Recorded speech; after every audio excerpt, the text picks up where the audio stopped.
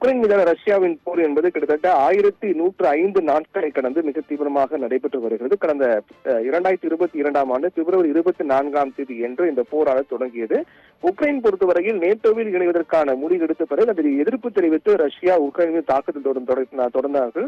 அதனுடைய தொடர்ந்த தாக்குதல் என்பது மிக தீவிரமாக நடைபெற்று வரக்கூடிய நிலையில் ஒவ்வொரு நாளும் உயிரிழப்புகள் என்பது ஏற்பட்டு வருவது உலக நாடுகள் மத்தியில் அதிர்ச்சியும் பதற்றத்தையும் ஏற்படுத்தி வருகின்றது.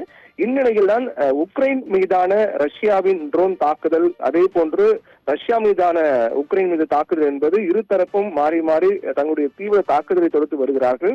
உக்ரைனை பொறுத்தவரையில் உக்ரைனுக்கு அமெரிக்கா மற்றும் ஐரோப்பிய நாடுகள் உதவி செய்து வந்தாலும் கூட தற்போதைய அந்த அரசியல் சூழல் மாற்றம் ஏற்பட்டு அமெரிக்காவுடைய உதவி என்பது உக்ரைனுக்கு தடைபெறக்கூடிய சூழல் ஏற்பட்டிருக்குது.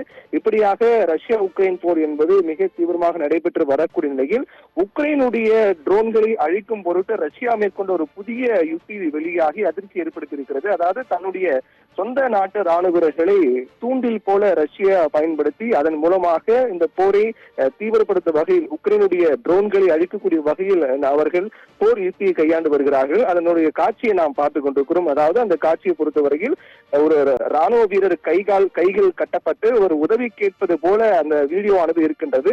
அதை ஒரு ட்ரோன் போக்கஸ் செய்து கொண்டு அவர் அருகே செல்கின்றது. அதாவது இதனுடைய யுக்தி என்பது ரஷ்யா மீது ராணுவ வீரர்களை கண்காணிக்கும் பொருட்டு உக்ரைன் அனுப்பக்கூடிய ட்ரோன், அதே போன்று உக்ரைன் அனுப்பக்கூடிய ட்ரோன் தாக்குதலை முறியடிக்கும் வகையில் ரஷ்யா செய்த மிகப்பெரிய ஒரு திட்டமாக தான் இது பார்க்கப்படுகிறது. தன்னுடைய சொந்த நாட்டு ராணுவ வீரர்களையே கை கட்டப்பட்டு அவர்கள் ஒரு இடத்தில் கடத்தப்படுகிறார்கள். அவர்கள் உதவி கேட்பது போல அவர்கள் துடிக்கக்கூடிய அந்த நிலையை பார்த்து தானாகவே அந்த ட்ரோன், உக்ரைனுடைய ட்ரோன் அவரை போக்கஸ் செய்து அருகே செல்கிறது.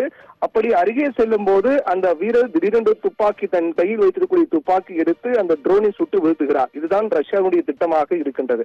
அப்படிப்பட்ட ஒரு யுக்தியை தொடர்பான வீடியோ தான் வெளியாகி உலக நாடுகள் மத்தியில் இந்த யுக்தி என்பது மிக மோசமான, அதாவது தன்னுடைய சொந்த நாட்டு வீரரையே கேடயமாக பயன்படுத்தக்கூடிய வகையில் மனித கேடயமாக பயன்படுத்தி அதன் மூலமாக எதிரி நாட்டு தான் போரிடக்கூடிய நாட்டினுடைய ட்ரோன்களை அழிக்கும் வகையிலான யுக்தி என்பது மிகப்பெரிய கண்டனங்களை பெற்று வருவதாக கூறப்படுகின்றது. ஒரு ராணுவருடைய கை கட்டப்பட்டு அவர்கள் வெளியே கடத்தப்பட்டு அதன் மூலமாக அவரை அந்த உக்ரைனுடைய ட்ரோன் அருகே சென்று பார்க்கும் போது அப்போது துப்பாக்கி எடுத்து அந்த ட்ரோனை சுட்டு வீழ்த்தக்கூடிய யுக்தியானது அது தொடர்பான வீடியோ காட்சிகளும் வெளியாக இருக்கிறது.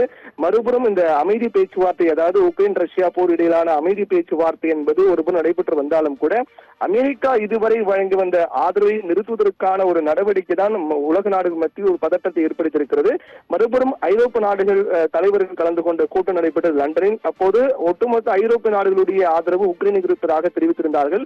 இப்படியாக போர் என்பது ஒரு அசாதாரண சூழல் நோக்கி சென்று கொண்டிருக்கும் நிலையில் ரஷ்யாவினுடைய இந்த போர் யுக்தி தொடர்பான வீடியோ காட்சிகள் வெளியாகி அதிர்ச்சி ஏற்படுத்தியிருக்கிறது.